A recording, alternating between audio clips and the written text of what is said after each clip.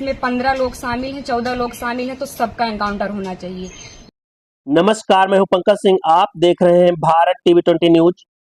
सुल्तानपुर डकैती कांड में हुआ दूसरा एनकाउंटर।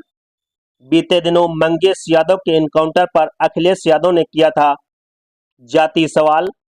मुख्यमंत्री योगी आदित्यनाथ पर ठाकुर यादव को लेकर की थी बड़ी टिप्पणी, लेकिन दूसरे एनकाउंटर अनुज प्रताप सिंह पर अखिलेश यादव की चुप्पी क्यों? लखनऊ एसटीएफ और उन्नाव पुलिस की संयुक्त टीम के साथ हुई मुठभेड़ में मारे गए अनुज प्रताप सिंह पर सुल्तानपुर में सर्राफा की दुकान में लूटपाट करने का आरोप था। इससे पहले इसी मामले में जौनपुर के मंगेश यादव उर्फ कुंभे को भी एसटीएफ ने मुठभेड़ में ढेर कर दिया था।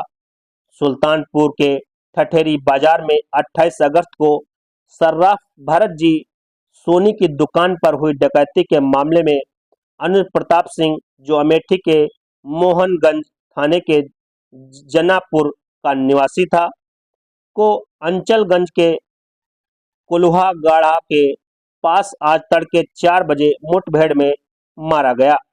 बदमाश अनुज की गोली लगने से मौके पर ही मौत हो गई, जबकि उसका एक साथी बाइक से कूदकर भागने में सफल रहा।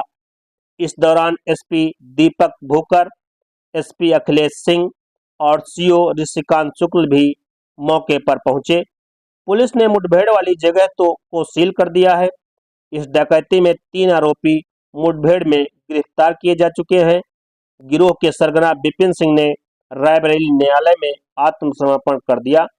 शव को पोस्टमार्टम के लिए भेजा गया है।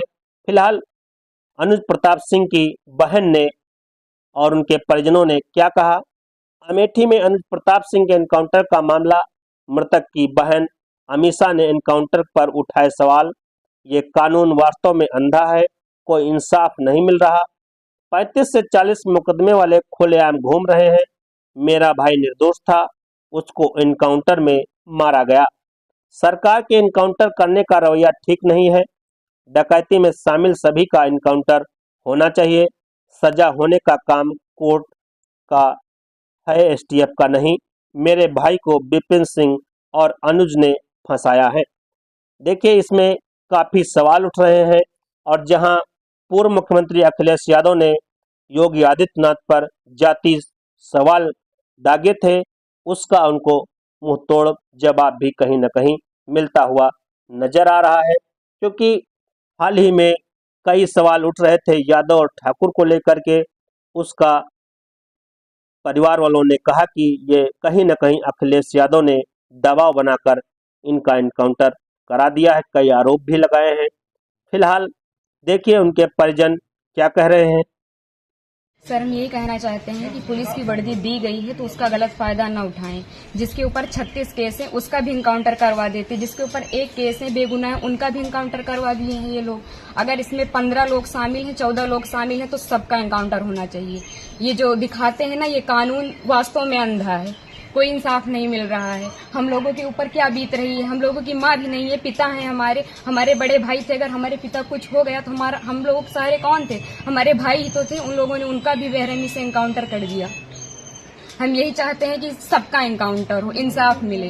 इस सरकार में हम अभी तक तो सरकार के खिलाफ कुछ नहीं बोल रहे थे, लेकिन वास्तव में जो हो रहा है बहुत गलत हो रहा है। ये नहीं होना चाहिए, चाहे फिर इसमें विपक्षी पार्टी हो या फिर कोई भी हो, कोई भी नेता हो, जो करवा रहा है बहुत गलत करवा रहा है। हम लोगों को इंसाफ मिलना चाहिए, ऐसा नहीं होना चाहिए था। जो किए हैं बहुत गलत किए हैं। भगवान तो उनको सजा देंगे ही, लेकिन उनको भी सजा मिलनी चाहिए कानून की तरफ से।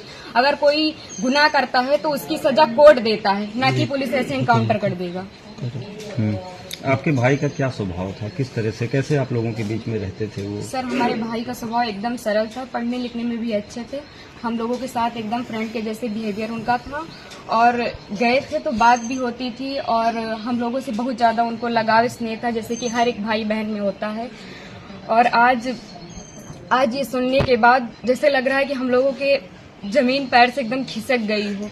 जो कानून ने किया उनको ऐसा नहीं करना चाहिए। अगर वो मिल गए थे, झूठी दिखा रहे हैं कि फायरिंग हुई, मुठभेड़ हुआ। अगर कोई छिप रहा है डर की कि हमारा एनकाउंटर ना हो जाए, तो ये झूठा अफवाह क्यों फैला रहे हैं कि फायरिंग हुई, मुठभेड़ हुआ? कुछ नहीं हुआ। उसमें फिर पुलिस को भी मरना चाहिए था ना, पुलिस का एनकाउंटर क्यों नहीं हुआ? आखिरी बार कब आए थे आपके भाई? आखिरी बार 3 जून को आए थे, 4 जून को उनका टिकट था, वापस चले गए थे सूरत, वहीं रहते थे। तो क्या एक साजिश तहत आपके भाई की हत्या हुई, एसटीएफ ने और कराया? इसमें जो बिपिन सिंह हैं और जो विनय शुक्ला हैं, वो हमारे घर पे आए थे, 3-4 बार आए थे और हमारे भाई पढ़ाई करते थे। अभी तक हम ये सब बयान नहीं करना चाहते थे, लेकिन अब हम एकदम सच्चाई बता रहे हैं।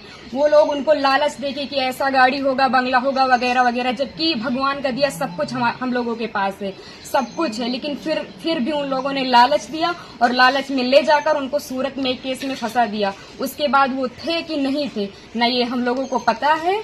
ये तो सिर्फ जिन लोगों ने करवाया उनको पता है, विपिन सिंह और विनय शुक्ला को, और या तो भगवान को पता है वो सच था कि झूठ था। अब तो एनकाउंटर कर ही दिए हैं, जीवित तो कर नहीं सकते हमारे भाई को।